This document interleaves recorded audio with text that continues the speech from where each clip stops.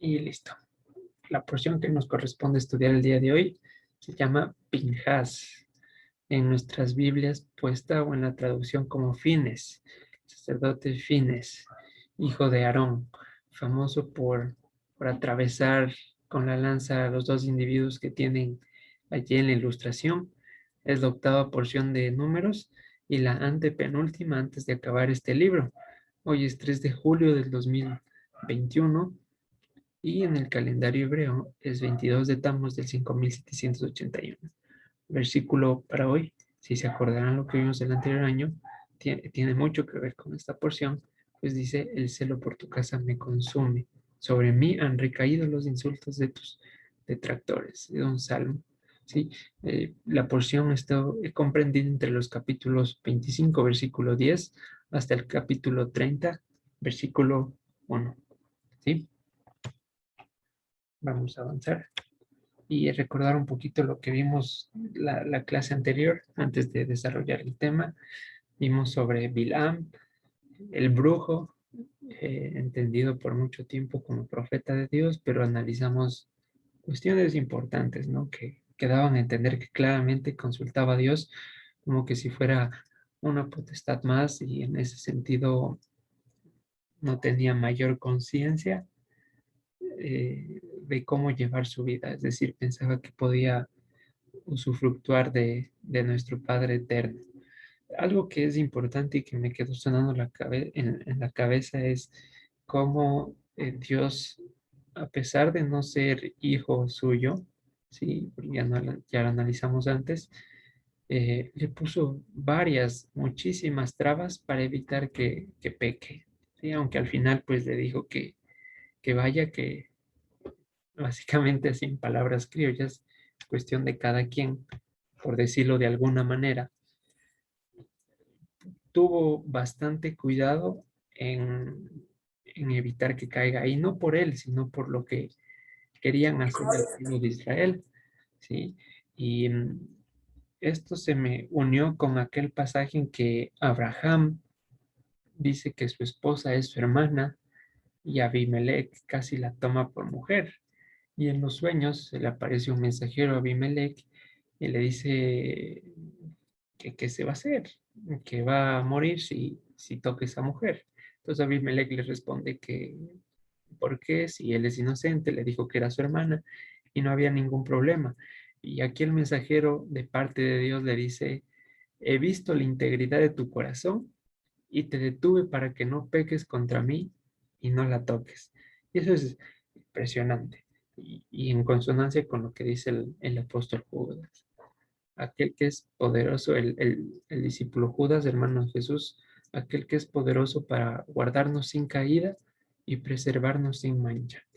Sí, a estos dos personajes y como muchos más seguramente a lo largo de la historia les guardó en esos momentos, cuanto más a nosotros que somos sus hijos, ¿sí? Cuanto más a nosotros que nos ha adoptado y nos ha puesto o nos ha hecho benefactores de su pacto. ¿Sí? Tenemos muchas más ventajas y en eso mucho más cuidado de parte del Señor, ¿sí? Entonces, bueno, haciendo esa breve recapitulación que no quería quedarme sin comentar, vamos a ir al capítulo 26, 25 de Números.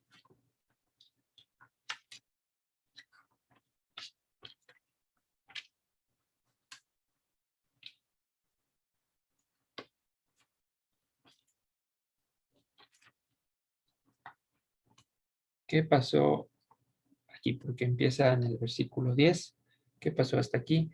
Bilam le da la estrategia a Balac, rey de Moab, de cómo vencer a Israel, más concretamente cómo hacer que Israel se salga del cuidado de Dios, de modo que queden vulnerables, que es el modo en que trabaja el enemigo. Pues les dice que introduzcan mujeres moabitas y en efecto el pueblo fornica con estas mujeres y pasa lo siguiente. Capítulo 25 de Números, versículo 1. Moraba Israel en Sittim y el pueblo empezó a fornicar con las hijas de Moab, las cuales invitaban al pueblo a los sacrificios de sus dioses y el pueblo comió y se inclinó a sus dioses. Y estaba viendo hoy un comentario en la mañana esta parte de comer significa que interiorizaron algo, lo digirieron y aprovecharon, entre comillas, los nutrientes que tenía esa comida. ¿Ya? Entonces, recordemos que el Señor Jesús nos dijo que comamos de su carne y bebamos de su sangre. Aquellos que en este momento comieron de las comidas sacrificadas a otros dioses, que fornicaron con estas hijas y que hoy en día de alguna manera incurren en desobediencia, están interiorizándose con aquellas prácticas del mundo. Y que dijo también el Señor Jesús: aquel que fornica con la ramera, uno es con la ramera. Y recordemos que Él no estamos aquí para ser unos con el mundo, sino, claro, por supuesto, dijo el Señor, que ellos sean uno, así como tú, Padre, y yo somos uno. Estaban aquí ofendiendo a Dios en su cara. Continuamos en el versículo 3. Así acudió el pueblo a Baal Peor. El furor del Señor se encendió contra Israel. Versículo 4. Y el Señor dijo a Moisés: toma todos los príncipes del pueblo y ahórcalos ante el Señor delante del sol, y el ardor de la ira se apartará de Israel.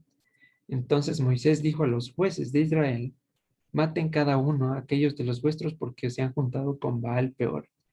Y he aquí, un varón de los hijos de Israel trajo una madianita a sus hermanos a ojos de Moisés y toda la congregación de los hijos de Israel, mientras lloraban ellos a la puerta del tabernáculo de reunión.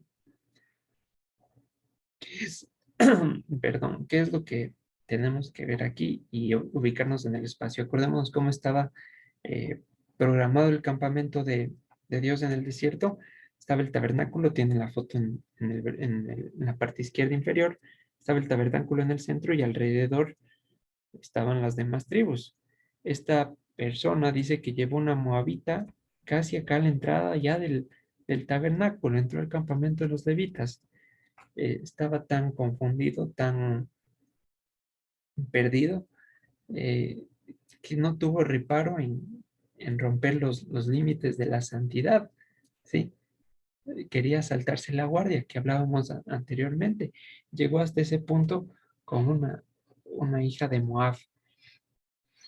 Y mientras todos estaban en luto, dice el versículo 7, y lo vio Pinjas, hijo de Eleazar, hijo del sacerdote Aarón, y se levantó de en medio de la congregación y tomó una lanza en su mano, y fue tras el varón de Israel a la tienda, y los alanceó a ambos, al varón de Israel y a la mujer por su vientre, y cesó la mortandad de los hijos de Israel.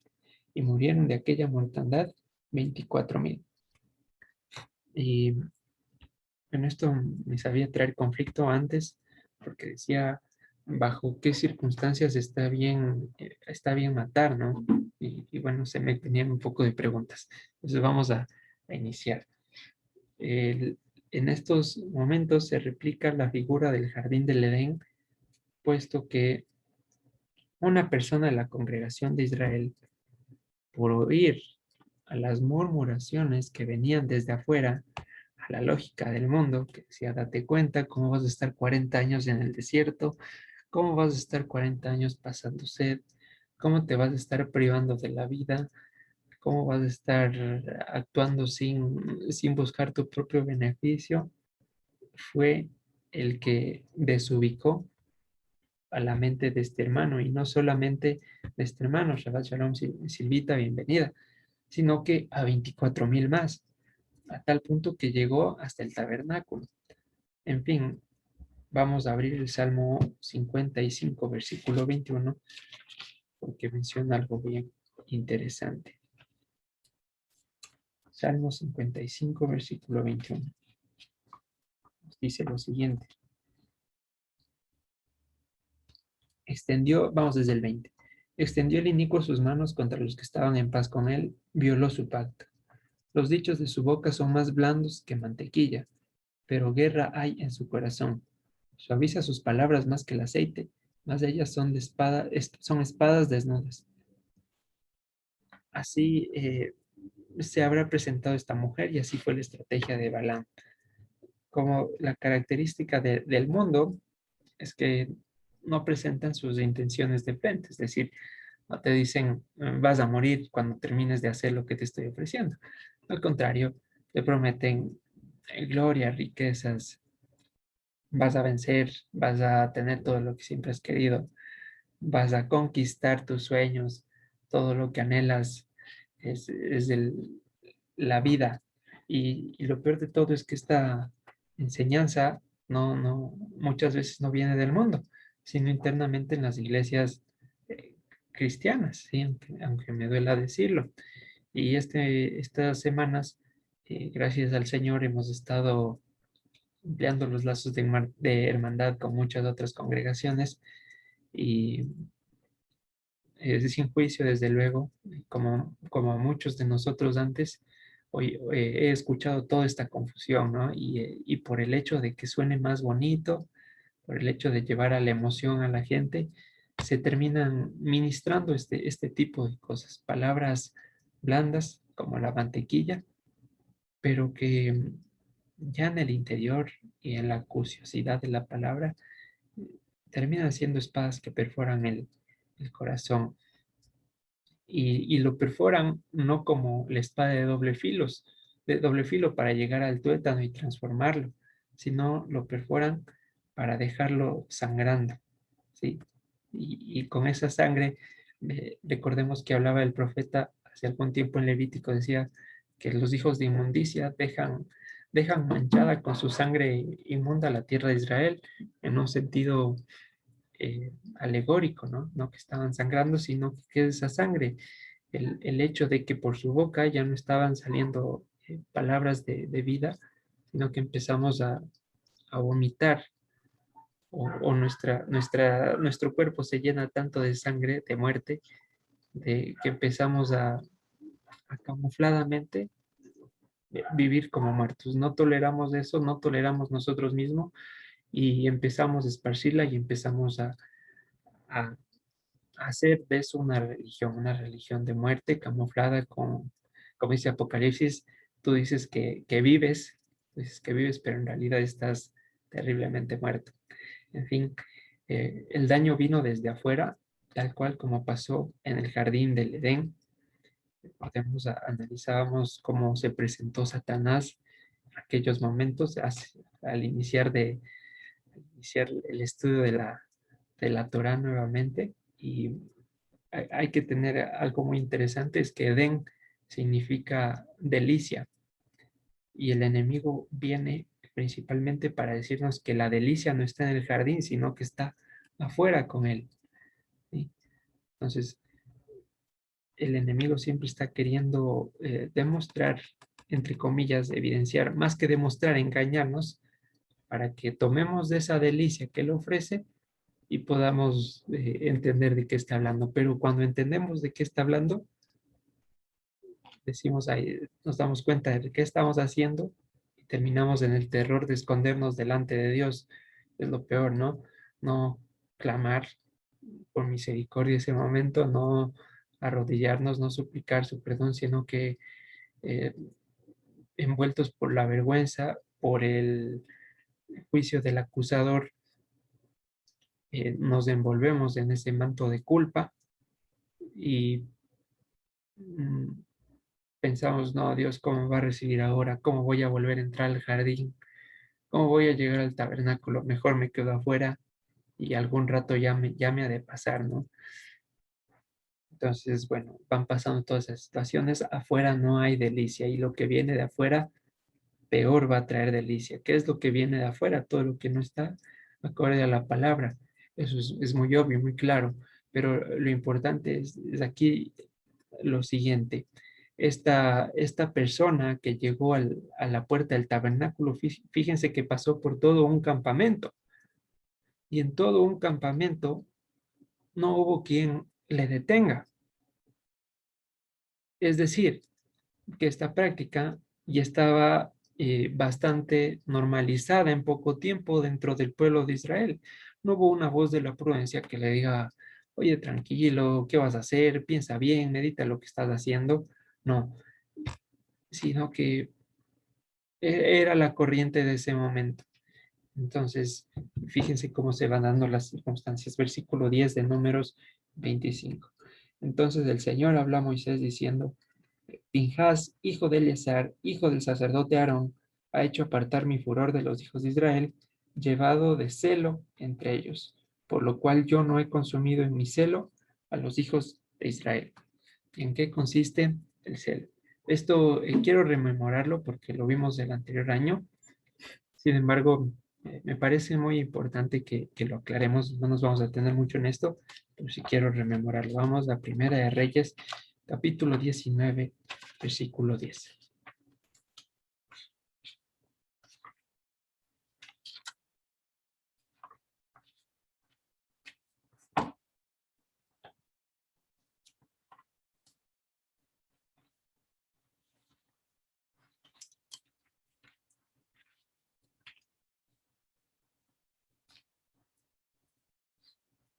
Vamos desde el versículo, voy a leer desde el 1, ¿ya? Acab dio a Isabel la nueva de todo lo que había, de que Elías había hecho, de cómo había matado espada a todos los profetas. Sí, aquel enfrentamiento famoso contra los 400 de Baal. Entonces envió Jezabel a Elías un mensajero diciendo, así me hagan los dioses y aún me añadan, si mañana a estas horas yo no he puesto a tu persona como la uno de ellos. Viendo pues el peligro, se levantó y se fue para salvar su vida, y vino a Beerseba, que está en Judá, y dejó allí su criado. Y él se fue por el desierto un día de camino y vino y se sentó debajo de un enebro, y deseando morirse dijo, basta ya, oh Señor, quítame la vida, pues no soy mejor que mis padres. Y echándose debajo del enebro se quedó dormido, y he aquí un mensajero le tocó y le dijo, levántate y come.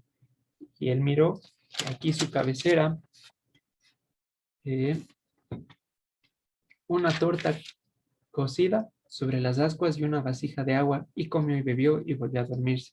Y volvió el ángel del Señor la segunda vez, le tocó diciendo, levántate y come, porque largo camino te resta. Se levantó pues, comió y bebió, y fortalecido con aquella comida, caminó 40 días y 40 noches hasta Oreb, el monte de Dios. Y allí se metió en una cueva donde pasó la noche, y vino el palabra del Señor, el cual dijo, ¿qué haces aquí, Elías? Y aquí viene la clave, el celo. Él respondió, he sentido un vivo celo por el Señor, Dios de los ejércitos, porque los hijos de Israel han dejado tu pacto, han derribado tus altares y han matado a espada a tus profetas, y solo he quedado yo, y me buscan para quitarme la vida. ¿Sí? Entonces, ¿qué es el celo?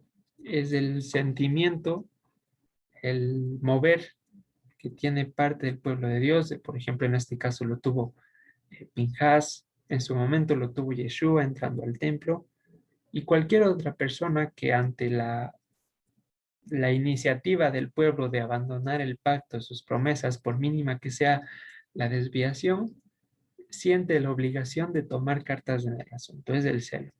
¿Sí? Cuando, por ejemplo, leamos de Éxodo 34, versículo 14, que nos dice lo siguiente.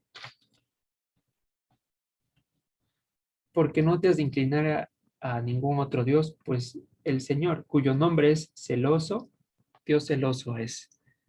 Y allá en el apóstol Santiago nos dice, ¿acaso ignoran o que la escritura dice en vano que el Espíritu del Señor nos anhela celosamente?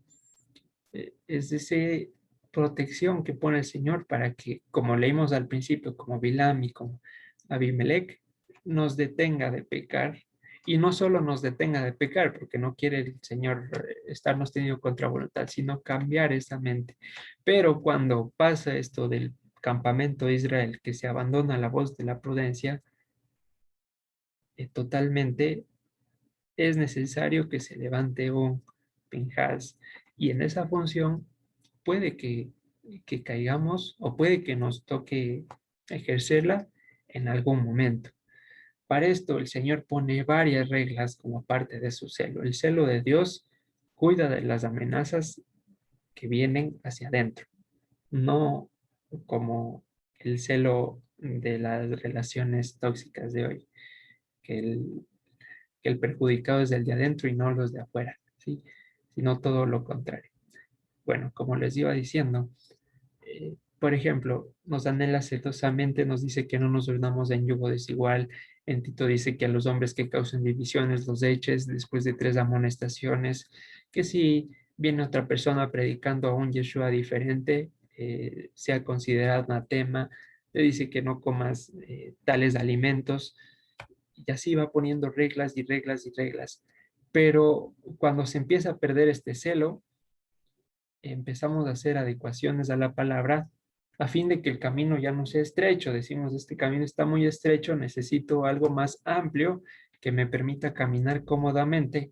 Entonces, por ejemplo, empiezo a decir, no, es que la comida eso era para los judíos, yo sí puedo comer lo que sea, sí, me puedo unir en yugo desigual, no hay problema, luego se ha de convertir. Entonces empezamos a hacer el camino estrecho de Dios, a moldarlo a nuestra manera, y ya no nos vestimos de Dios, sino que procuramos neciamente y locamente que Dios se vista de nosotros y nos hacemos un Dios a nuestra medida. ¿Y todo esto por dónde empieza? Generalmente porque estamos prestando oído a las personas de afuera, y cuando prestamos oído a esas personas de afuera, el campamento de Dios que nos ofrecía, o que nos ofrece, perdón, una protección tan perfecta, lo empezamos a ver como una cárcel, y desesperadamente buscamos la manera de salir. ¿Cómo? Haciendo adecuaciones a la palabra, ¿sí? Y hablábamos antes de este versículo que me encanta. Miren lo que oyen, porque si se ponen a escuchar una moabita, van a llegar a la puerta del tabernáculo con una mujer así. Y esto en sentido alegórico. ¿Qué significa la mujer? La iglesia, ¿sí? Y si estamos yendo con otra iglesia, repito, en sentido alegórico, es decir, con otras enseñanzas a la puerta del tabernáculo, ¿qué nos va a esperar sino que seamos atravesados con una lanza? ¿Sí? Vamos a leer Juan capítulo 2, versículo 13 y 19. Hoy estoy en compañía de una Biblia física como en buenos y viejos tiempos, deleitándome en pasar las hojitas de papel, tomando las sanas costumbres. Juan capítulo 2, versículo 13 a 19. Dice lo siguiente. Estaba cerca la Pascua de los judíos y subió Yeshua a Jerusalén y halló en el templo a los que vendían bueyes, ovejas y palomas y a los cambistas de allí sentados. Y haciendo un azote de cuerdas, echó fuera del templo a todos y las ovejas y los bueyes y esparció las monedas de los cambistas y volcó las mesas. Y dijo a los que vendían palomas, quiten de aquí esto y no hagan la casa de mi padre casa de mercado. Ojo con la casa de mi padre. Tengamos esa palabra eh, subrayada en mente hasta el final, la casa de mi padre.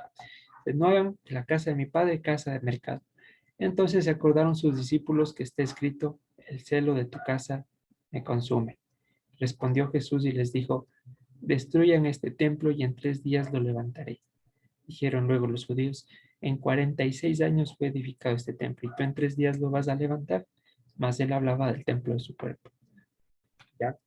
Entonces, muchas veces es necesario para avanzar dentro de nuestra vida de creyentes, eh, vamos a hacerlo una visión introspectiva y otra para afuera.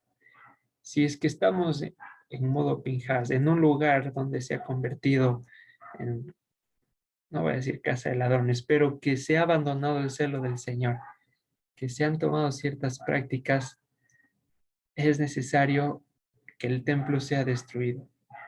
No vamos a botarla, no estoy hablando de destruir construcciones físicas, pero en Hebreos 12, versículo 14 nos dice que sigamos la paz con todos, sigamos el shalom precisamente. Y este seguir el shalom a veces implica destruir el mercado que se ha levantado.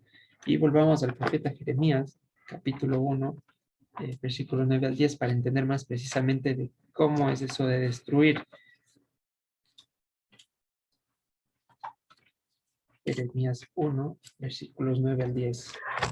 Dice lo siguiente, y extendió el Señor su mano y tocó mi boca y me dijo el Señor, he aquí he puesto mis palabras en tu boca. Mira que te he puesto en este día sobre naciones y sobre reinos.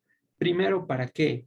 ¿Para qué puso la profecía en Jeremías? Primero, para arrancar, una vez que sea arrancado, que sea destruido, eso que está destruido sea arruinado totalmente y finalmente derribado. Y una vez que quede limpio, sea edificado y finalmente se dé plantado. Y esa plantación de fruto al 30, al 60 y al 100.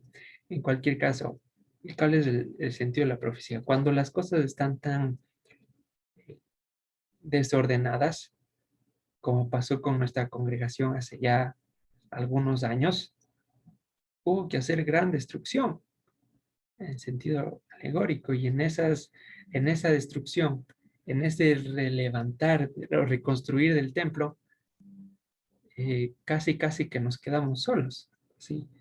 Y, y fue doloroso, claro que sí, y extrañamos a muchos hermanos, pero eso es parte de seguir el Shalom, no vivir en, en tranquilidad con el resto, en el sentido de te dejo hacer lo que quieras, te dejo decir lo que quieras, cada quien cree lo que quiere, la palabra puede ser interpretada de muchas formas. No, el Shalom es uno, y si estamos, y si el Señor nos ha puesto como Pinhas con la palabra que conocemos ahora, tengamos la seguridad de que a veces corresponde actuar con dureza, no por orgullo, sino por emular el carácter de Dios, que en Éxodo 34, 14 dice celoso. ¿Por qué? Porque han abandonado el pacto. ¿Sí? Y esto ¿a dónde nos va a llevar? A lo que decía el apóstol Pablo en la segunda carta a los Corintios, capítulo 10. Segunda de Corintios, capítulo 10.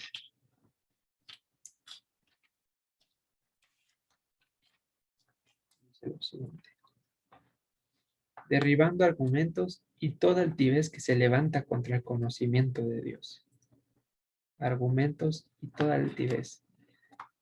Hay personas que ya no hacen comentarios por aprender o por mostrar su postura, sino simplemente hacen comentarios por desacreditar a la Biblia, por desacreditar a Dios, por burlarse.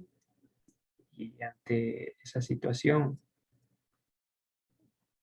hay que actuar debidamente. Por ejemplo, cuando Ana subió a orar por su hijo Samuel antes de que sea estéril, perdón, pidiendo que cambie esa condición de esterilidad, dice que el sacerdote le detuvo de orar porque ya llegó un momento donde no empezó a orar, sino que empezó a quejarse delante de Dios.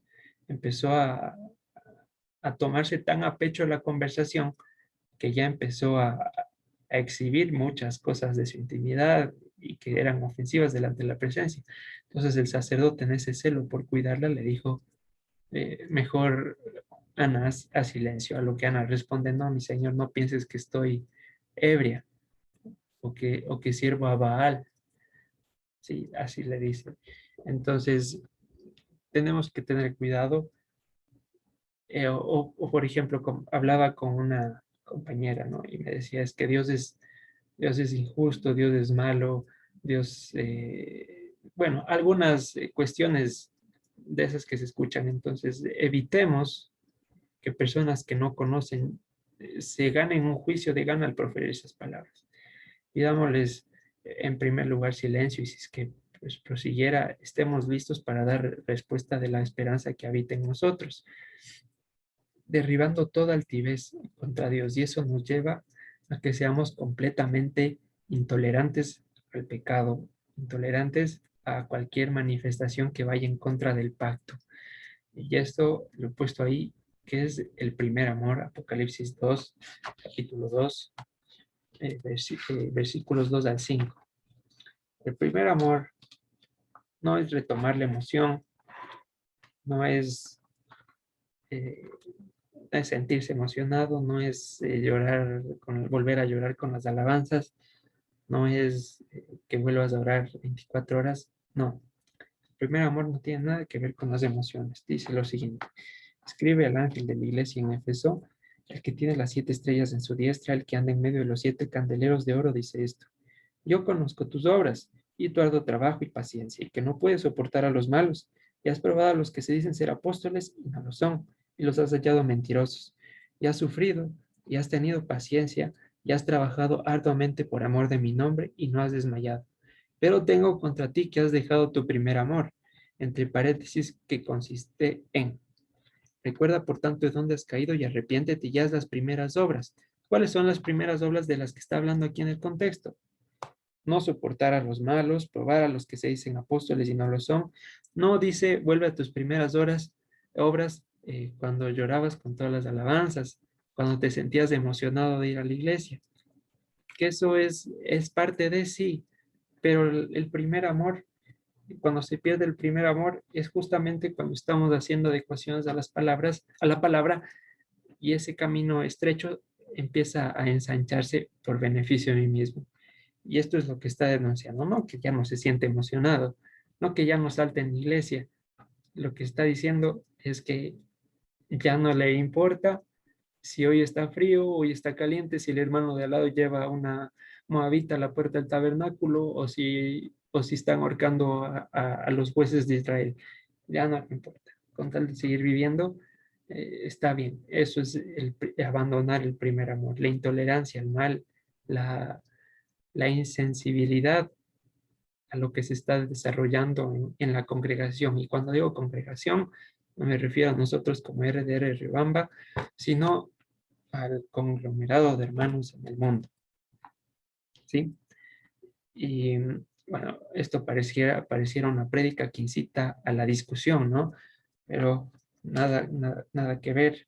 Vamos a volver a 1 Corintios capítulo 11, versículos 16 al 19, por favor.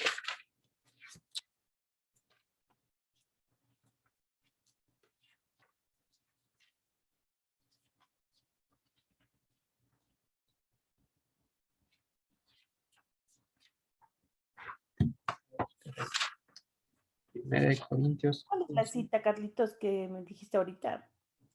¿Sí? ¿Cuál es la cita, Carlitos? Primera de Corintios 11, versículos 16 al 19. Gracias, LB, gracias. Así, vamos a darle que Primera de Corintios. Ya llego. Eso es. Dice lo siguiente. Con todo eso, si alguno quiere ser contencioso, nosotros no tenemos tal costumbre, ni las iglesias de Dios. Pero al anunciaros esto, y que sigue no les alabo, porque no se congregan para lo mejor, sino para lo peor. Pues en primer lugar, cuando se reúnen como iglesia, oigo que hay entre ustedes divisiones, y en parte lo creo. Miren, aquí dice algo importante, porque es preciso que entre ustedes haya disensiones, para que se hagan manifiestos entre ustedes los que son aprobados. Es necesario, es necesario que en determinado momento se contrapongan posturas para con el mejor amor del mundo se pueda corregir lo que está mal. Es necesario que en las iglesias se produzca esta situación. Pero si se vive en yo te vivo y me dejas vivir, ¿a dónde estamos yendo? Estamos fragmentando aún más la ya fragmentada iglesia, ¿sí? Entonces, este celo de Dios manifestado en Pinjas, luego encarnado de mejor y absoluta manera en Yeshua, nos llama a que estemos muy atentos a lo que escuchamos, a cómo oímos y con qué y con qué nos relacionamos. Ahora, lo importante aquí es que cuando vayamos a hacer estos juicios, Pinjas haya atravesado primero nuestro corazón. ¿Qué quiero decir esto? Que si ya vamos a prepararnos para eh, juzgar algún asunto de afuera, es decir, de alguien que nos rodea, nos hayamos juzgado 10 veces antes a nosotros mismos con la más dura e implacable justicia que sea posible, porque si no nos estamos constituyendo en hipócritas, ¿sí? Entonces, primero para con nosotros, con mucha dureza, y para con los de afuera, con misericordia, pero sin dejar de ejercer el celo, ¿sí? Vamos a abrir Juan capítulo 15, versículo 18. Juan capítulo 15, versículo 18.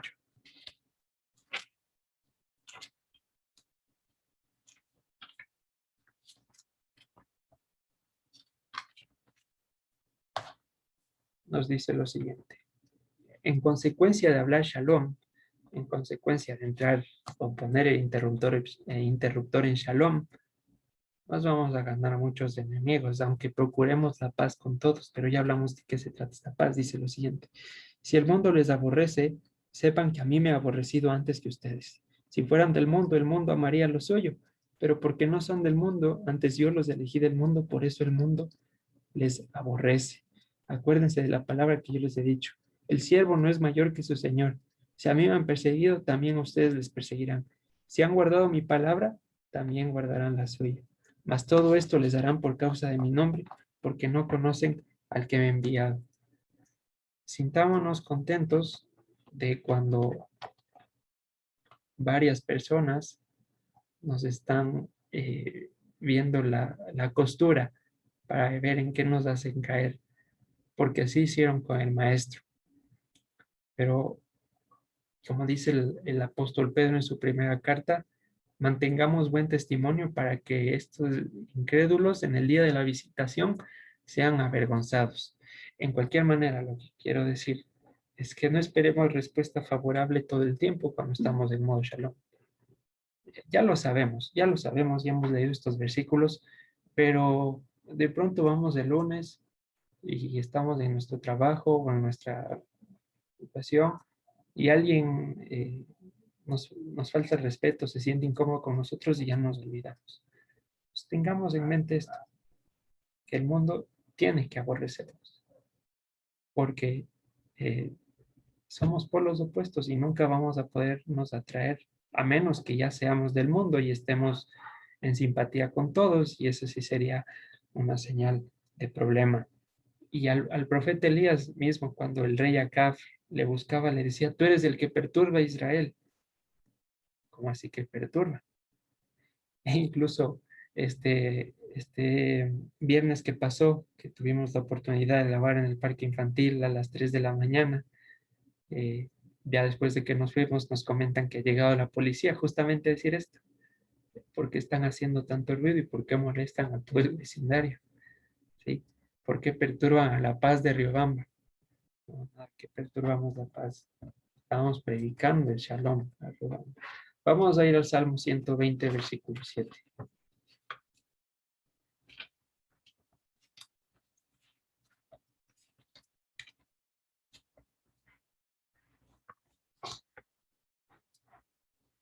Salmo 120, versículo 7. Yo soy Shalom, mas ellos, así que hablo, me hacen guerra. ¿Sí? Entonces, lo dicho anteriormente, si hay una respuesta pacífica a la predicación, enhorabuena. Pero sepamos que el hecho de anunciar a alguien que está en un pecado les pone en la defensiva. Es como un perrito que está atrapado en algún cable, ¿no? Entonces uno va a ayudarle y lo que hace el perro no es dejarse ayudar, sino que saca los dientes y empieza a ladrar más fuerte e incluso a querer morder. Se pone en la defensiva porque piensa que le vamos a hacer más daño, y eso pasa cuando queremos predicar a la gente, ¿no? Le decimos: mire, tal cuestión está mal, está ofendiendo a Dios. ¿Y usted quién es para juzgarme? Y primero vea su vida, primero vea sus costuras, etcétera, etcétera. Se ponen a la defensiva. Yo aquí soy Shalom, pero ni bien les hablo, me hacen la guerra. Entonces, tengamos conciencia de toda esta cuestión que he tratado de hacerla rapidita para ya, ahora sí, pasar al tema de hoy. Vamos a avanzar. El resto del capítulo 25 habla de todo este acontecimiento. Volvamos a Números. Y en el capítulo 26 se da un hecho muy, muy interesante. Números 26. Dice lo siguiente: aconteció después de la mortandad que el Señor habló a Moisés y a Eleazar, hijo del sacerdote Aarón, diciendo: levanten la cabeza, y hemos dicho y hemos corregido esta expresión muchísimas veces: levanta la cabeza de toda la asamblea de los hijos de Israel de 20 años para arriba por las casas de sus padres. Otra vez, tengan en mente la expresión casa de sus padres, Antes vimos la casa de mi padre, tengamos en mente. Por las casas de sus padres, todos los que puedan salir a la guerra en Israel. Y Moisés y el sacerdote Eleazar hablaron con ellos en los campos de Moab, junto al Jordán, frente a Jericó, diciendo: encargarán el pueblo de 20 años para arriba, como mandó el Señor a Moisés y a los hijos de Israel que habían salido de la tierra de Egipto. Ya estaban aquí en el Jordán, en Jericó, y estaban a la entrada de la tierra prometida nuevamente. Y lo que se va a hacer a continuación, vamos a saltar hasta el versículo 53. Bueno, hasta ese versículo del 4 al 52 se narran muchos nombres, muchas familias, y es con el siguiente motivo. Y habló el Señor a Moisés diciendo: a esto se repartirá la tierra en heredad por el número de los nombres. Es decir, se estaba haciendo una especie de testamento, vamos a decirlo así. Se iban a anotar las familias y de acuerdo a eso se iba a anotar por tribu qué territorio le iba a tocar a cada uno, ¿sí? Y si a los más darás mayor heredad y a los menos menor, y a cada uno se le dará su heredad conforme a sus contados. Pero la tierra será repartida por suerte, y por los nombres de las tribus de sus padres, conforme a la suerte será repartida su heredad entre el grande y el pequeño. A continuación hace el censo del libro de Leví, y en el versículo 64 nos dice algo triste. Voy a leerlo en la versión que tengo en pantalla porque me pareció más clara. Ninguna persona de este censo había sido contada en el censo anterior realizada en el desierto de Sinaí. ¿Qué quiere decir? En la lista de nombres, desde el versículo 4 hasta el 52, respecto al anterior conteo que se hace en Éxodo, ya se empiezan a notar que muchas familias fueron eliminadas, fueron quitadas. Por ejemplo, Coré o Coraj, obviamente ya fue desgajado. Los hijos de Yitzhar, que los hermanos de Coré, también fueron quitados. Algo que llama la atención, en cambio, es que Nadab y Abiú, los hijos de Aarón, que ofrecieron fuego extraño, aparecen entre esta lista, ¿sí? Y aquí, ¿cuál es el peligro o de qué sirve esta lista? ¿En qué nos aprovecha lo que estamos leyendo? ¿Por qué no son solo nombres? ¿O por qué es una situación de relevancia? Es que, como dijimos antes, todos aquellos que consten en este listado iban a tener heredad en la tierra de Israel. Y hemos dicho anteriormente, entrar en la tierra de Israel era estar inscrito en la tierra prometida. Aquellos que murieron por desobediencia, no por causa natural, por desobediencia en el desierto en esos 40 años, están excluidos de ser levantados para el mundo venidero. Por ejemplo, así habla en la carta de Judas de Coré, así que ya eso sí es caso perdido. Y comentábamos que el hecho de que haya descendido vivo al Seol hablaba de que sus pecados no fueron perdonados. ¿Sí? Entonces, vamos un momento nuevamente a 1 Corintios capítulo 9, versículo 27. Nos dirá lo siguiente.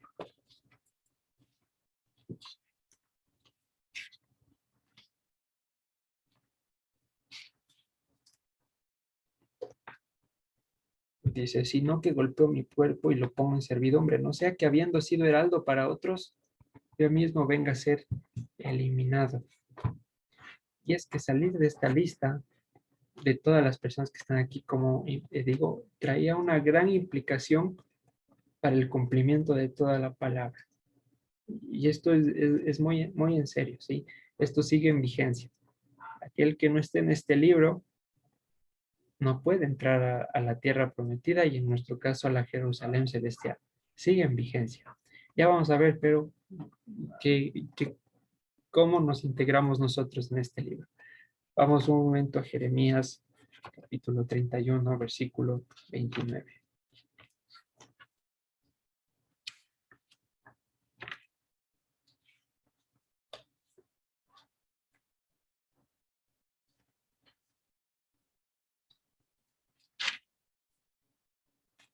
Ya, vamos a dejarle ese para luego al final. Antes de eso, no significaba solamente ser hijo biológico por ejemplo, de Moisés. Voy a poner el ejemplo, ¿no? Moisés no significaba, sino que cuando dice el Señor que los cuente por la casa de su padre, significa todas las personas que estaban viviendo bajo las reglas de ese padre o de ese nombre. Entonces, todos los criados que vivían en la casa de Moisés, todos los amigos, todos a quien él decidió dar posada, pertenecían a la casa de Moisés. Entonces se acercaba, vamos a decirlo, para poner el ejemplo nada más, había un guardia al entrar a la tierra prometida, repito, para poner el ejemplo, decía, bueno, ¿usted quién es? Y indicaba la cédula, ¿no? Yo vivo en la casa de Moisés, la casa de mi padre. Puede pasar. Llegaba otro, decía, yo soy Core, a ver, estoy en la lista, no, no puede pasar. Por ejemplo, en el versículo 58 nos habla de que los hijos de Coré sí pudieron entrar. Dice los siguientes números 58. Estas son las familias de los levitas, la familia de los libnitas, la familia de los hebronitas, la familia de los malitas, la familia de los musitas, la familia de los coreitas, y Coat engendró a Amram. La familia de los coreitas ya no dice a Coré, no dice la familia de Coré, sino de los coreitas. ¿Hay diferencia? Claro que sí hay diferencia. Incluso los hijos de Coré escriben varios salmos, así que son impresionantes. Entonces, ¿qué quiere decir esto? Estos capítulos de números son el documento habilitante para que el pueblo pueda entrar a tomar posesión. ¿Y esto qué nos quiere decir? Que no basta solo con salir de Egipto ni caminar en el desierto. En la salida de Egipto el pueblo vio muchos milagros, fue partícipe del maná, de cómo salió agua de la roca, de las 10 plagas, de cómo se abrió el mar. No basta solo eso.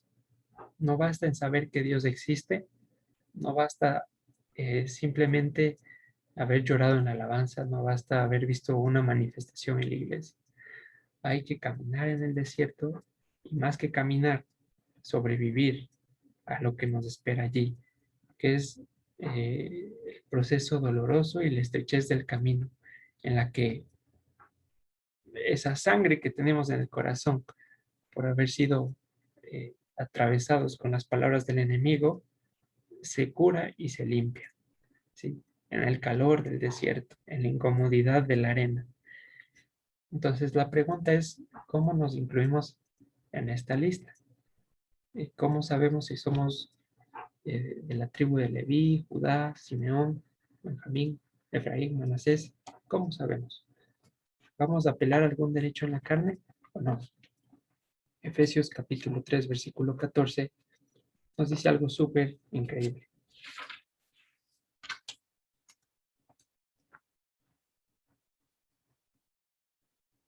Por esta causa doblo mis rodillas ante el Padre de nuestro Señor Yeshua, de quien toma nombre toda familia en los cielos y en la tierra, para que les dé conforme a las riquezas de su gloria, el ser fortalecidos con poder en el hombre interior por su espíritu, para que habite Cristo por la fe en sus corazones, a fin de que arraigados y cimentados en amor, sean plenamente capaces de comprender con todos los santos la anchura, la longitud, profundidad y altura, y de conocer el amor de Cristo que excede todo conocimiento, para que sean llenos de toda la plenitud de Dios. Quiero enfocarme en el versículo 15, que dice, de quien toma nombre toda familia en los cielos y en la tierra. Yeshua en el desierto establece quiénes son los aptos para entrar a la tierra prometida.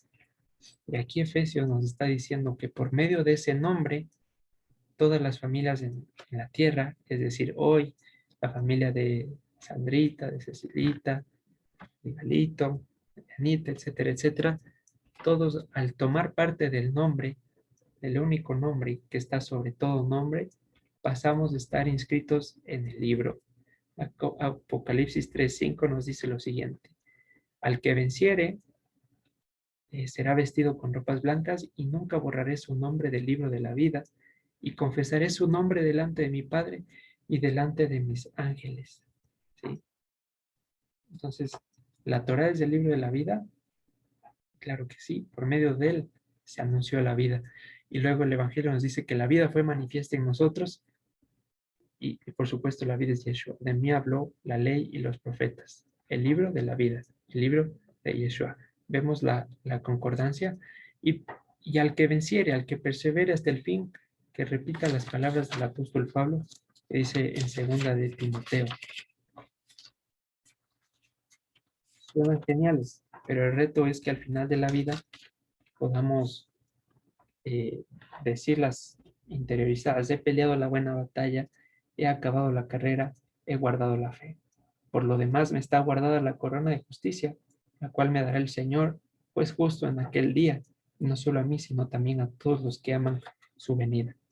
Entonces, en resumen, ¿qué estoy queriendo decir? Que si nuestros padres que salieron de Egipto entraron por su heredad en la carne, ¿cuánto más derecho tenemos nosotros que hemos sido injertados por la simiente, que es Yeshua, para entrar en la Jerusalén celestial? Tenemos ingreso por el nombre, o en hebreo Hashem, a la herencia. ¿Y cuál es este nombre? Juan 17:26 nos dice lo siguiente, porque esta semana también conversaba con otra persona y me decía, no conocemos el nombre de Dios, y me hablaba un poco de cosas místicas, de que hay que buscar en tal libro, no sé qué. El nombre de Dios está muy claro, pero si no somos espirituales no podemos discernir. Juan 17:26 nos dice lo siguiente. Y les he dado a conocer tu nombre, habla el Señor Yeshua, y lo daré a conocer aún para que el amor con que me has dado esté en ellos y yo en ellos. ¿Cuál es el único nombre que dio a conocer Yeshua? El que estamos mencionando en cada momento, Yehoshua HaMashiach. Mateo 17:26, les he dado a conocer tu nombre, y aquí está hablando muy claramente entonces cuál es el nombre de Dios manifestado hoy, para que toda rodilla se doble y toda lengua confiese que Yeshua es Adonai, o que Jesús es el Señor. No hay otro nombre dado a los hombres con el cual podamos ingresar a la Jerusalén celestial. Y Mateo 7:22, para complementar, dice lo siguiente.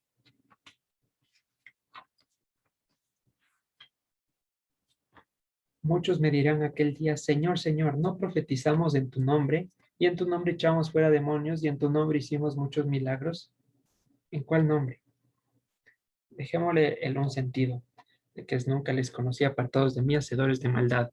Porque, bueno, el un sentido es que pensaron que sin obedecer los mandamientos, y ahí explica lo siguiente: cuando tuve sed, me diste de beber; cuando tuve hambre, me diste de comer; cuando tuve frío, me abrigaste. ¿Cuál es el otro sentido? Si no se confiesa el nombre, si estamos haciendo, si pensamos en el caso de los hermanos de Judá, Señor, en tu nombre leímos la Torá y toda la situación, le va a decir, ¿en cuál nombre? Sí, Adonai, no, ¿en cuál nombre? Hashem, no, ¿en cuál nombre? Es necesario confesar el nombre de Jesús, más allá de si lo dice en hebreo, en inglés, en español, saber que Yeshua, Jesús, Joshua, es quien vino a morir por nosotros. Tener en claro eso. Y finalmente Apocalipsis 2:17, hoy citamos mucho Apocalipsis 2. Apocalipsis nos dice esto: el que tiene oído, oiga lo que el Espíritu dice a las iglesias. Al que venciere daré de comer del maná escondido, y le daré una piedrecita blanca, y en la piedrecita escrito un nombre nuevo, el cual ninguno conoce sino aquel que lo recibe. Ese nombre que será confesado delante del Padre, delante de sus ángeles, con el cual podemos participar de la corona de la vida, y en el cual seremos justificados. Ahora, hablábamos de la casa de su padre. ¿Por qué no dice que cuente? Bueno, en español está cuenten a las familias. En hebreo hay dos palabras para familia. La una que conocemos y que quizá la habremos escuchado algunas veces, que es mishpacha, que en su sentido eh, más claro significa siervo, y la otra que es casa de mi padre. De esas dos maneras se refiere a la familia en el pueblo hebreo, en el idioma hebreo. Y justamente aquí en el capítulo, el versículo 53 les pide, no, en el versículo 2 de Números 26, le pide que cuenten por la casa de su padre. Acordémonos que Abraham se le mandó a salir de la casa de su padre, de su parentela y de su tierra.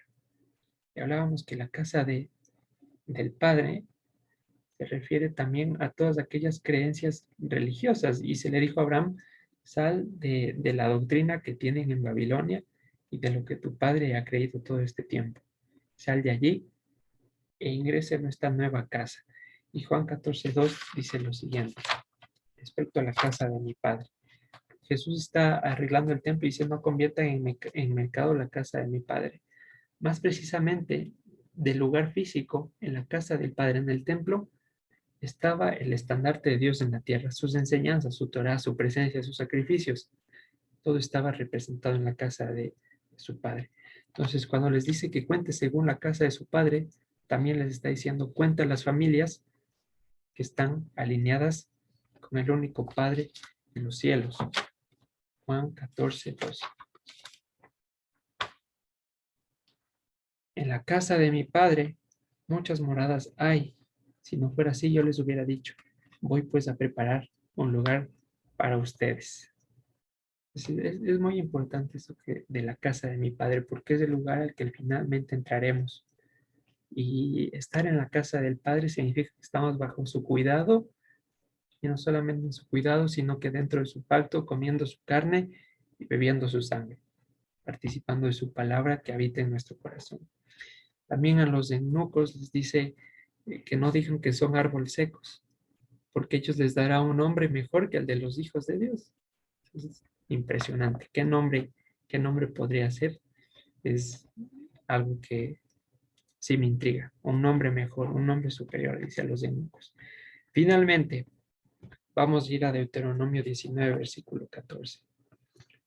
Ya tenemos repartida esta heredad y hay un mandamiento interesante respecto a esto.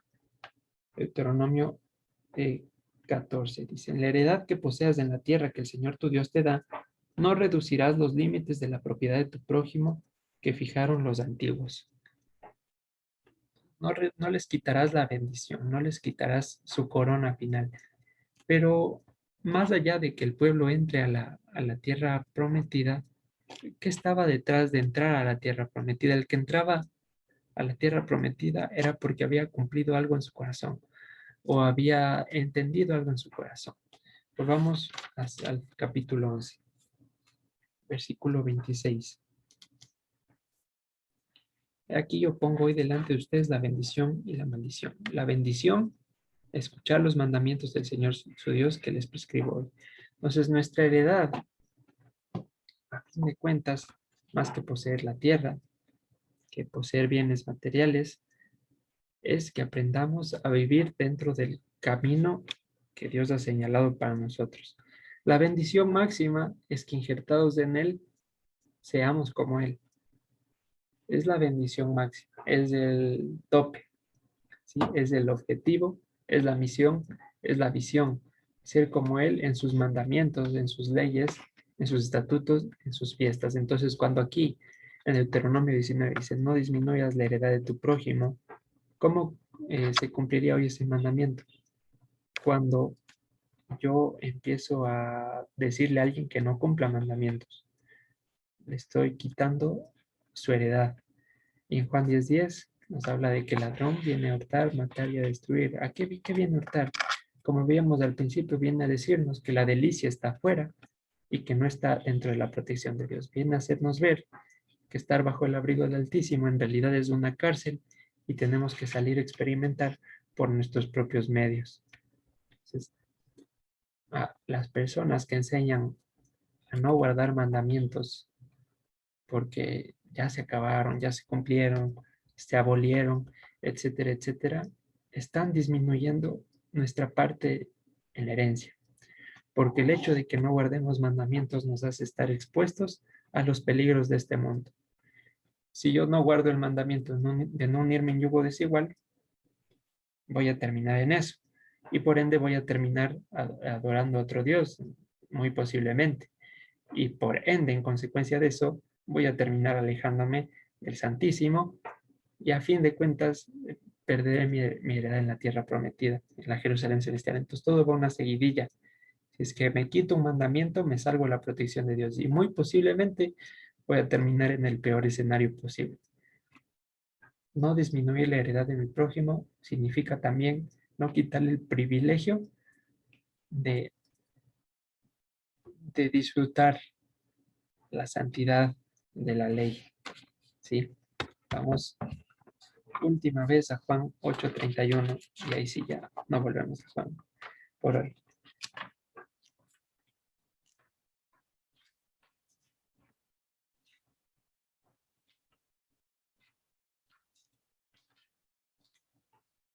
Juan 8:31. Dijo entonces a los judíos que habían creído en él: si ustedes permanecen en mi palabra, serán verdaderamente mis discípulos. Cambiemos verdad por Yeshua, ¿ya? Y conocerán a Yeshua, y Yeshua les hará libres. La verdad es Yeshua. Si permanecemos en esa verdad, en esas bendiciones, vamos a alcanzar la libertad. Fuera de los mandamientos hay esclavitud, no hay libertad. Hay libertinaje, eso sí, fuera de los mandamientos, que es lo que nuestra naturaleza caída busca. Pero la verdadera libertad, el hecho de que podamos negarnos a caer en una debilidad, que tengamos dominio sobre nosotros mismos gracias al Espíritu, es lo que nos hace verdaderamente libres. O sea, Yeshua, por supuesto, gracias a su mano. Salmo 119:60. Como que lo hemos leído muchas veces, muchas veces.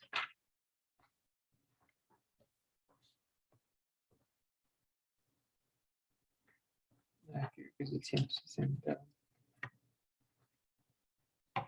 Eso es, 119, 160. La suma de tu palabra es verdad y eterno es todo juicio de tu justicia. En hebreo nos aparece la palabra, la cabeza de tu palabra, la cabeza de tu palabra es la verdad. Yeshua es quien enmarca toda la verdad. La cabeza de tu palabra es la verdad. Más allá de la suma, que por supuesto, claro que termina así, todo lo que está en este gran libro, gracias a Dios, es lo que nos lleva a su luz. Pero si es que en esta luz no determinamos viendo a Él, no estamos haciendo nada. Yeshua es quien nos permite ver esta luz con entendimiento y no como un velo, como habla Pablo, que aún muchos hermanos judíos leen con este velo y no alcanzan a ver toda la luz. ¿Sí? Entonces, no disminuir la heredad de nuestros prójimos o no permitir que sea disminuida al quitar mandamientos. Estamos dentro del libro de la vida por el nombre que es sobre todo nombre y tener el celo de Dios en nuestros corazones para nosotros y para con los de afuera. ¿Sí? Y con eso terminamos la enseñanza de hoy. Muchas gracias a los hermanos que han permanecido por la plataforma en Facebook. Les extendemos la invitación al resto de estudios a desarrollarse en la congregación a las 10, a las 11, a las 3 con los niños. A las 5 en el cierre de Shabbat en la congregación están todos invitados y que el Señor les guarde. Un fuerte abrazo y Shabbat Shalom.